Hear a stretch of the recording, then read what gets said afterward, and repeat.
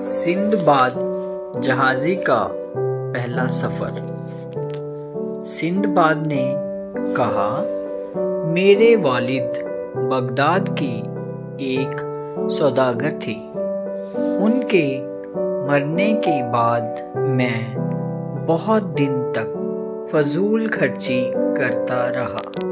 जब समझ आई तो देखा कि सारा रुपया पैसा खर्च हो चुका है।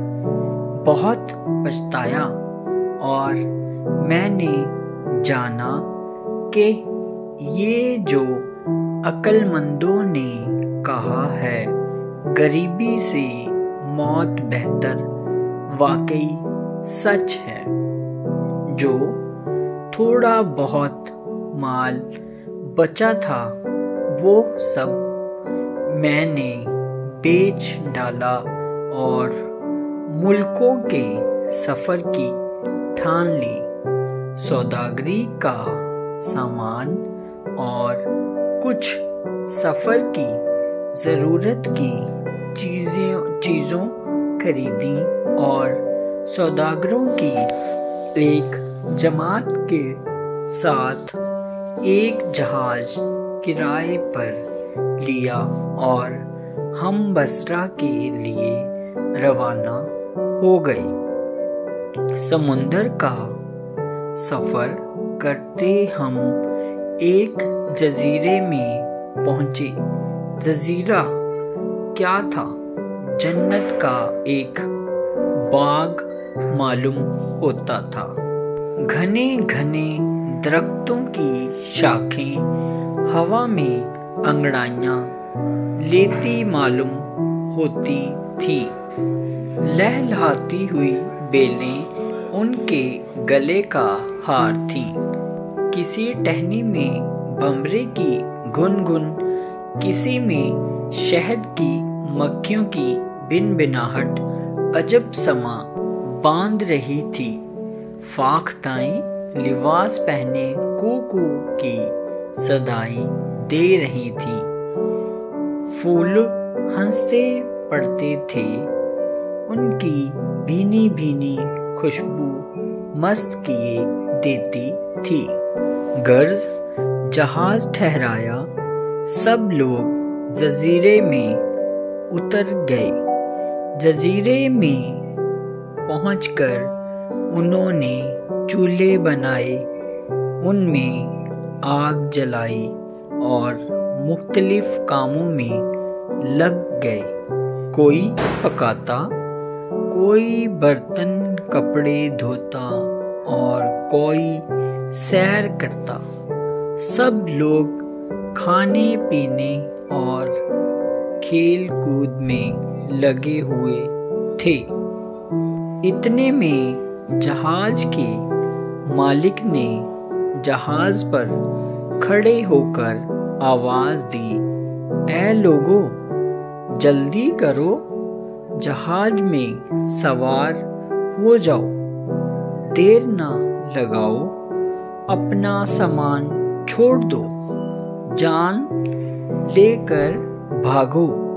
ये जजीरा जिस पर तुम हो जजीरा नहीं है, बल्कि एक बड़ी मछली है जो बीच समुंदर में ऊपर आ गई है और इस पर मिट्टी जमा होकर वो जजीरे की तरह हो गई है।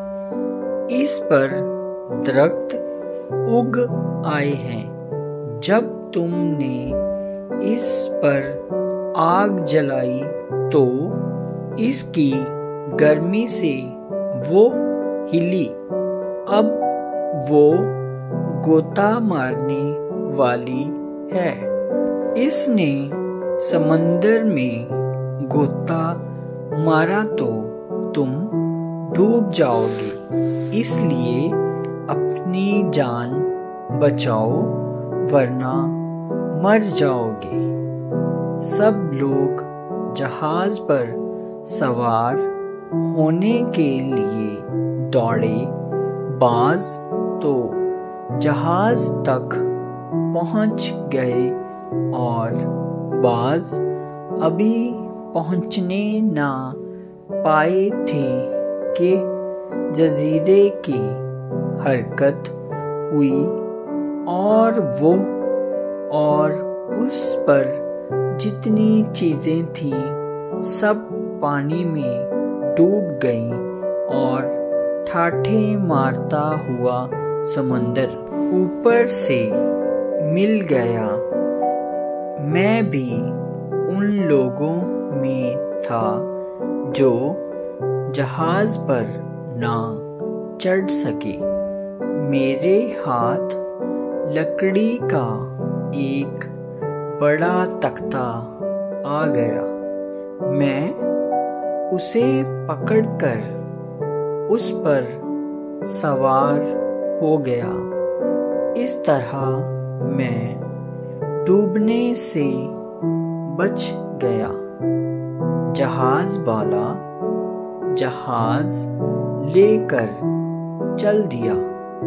मैं उसकी तरफ बराबर देखता रहा यहाँ तक कि वो नजर से गायब हो गया।